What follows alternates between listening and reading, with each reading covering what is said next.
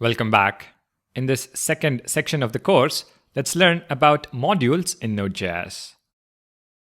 A module is an encapsulated and reusable chunk of code that has its own context.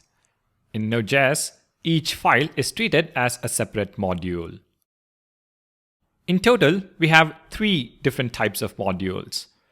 First, we have local modules, modules that we create in our application. Second, we have built-in modules, modules that Node ships with out of the box.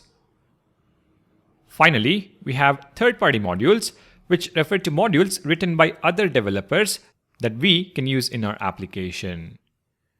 We are going to take a closer look at each of the module types in this series, but in this very section, our focus is only on local modules. Modules that we as developers create and share within our application.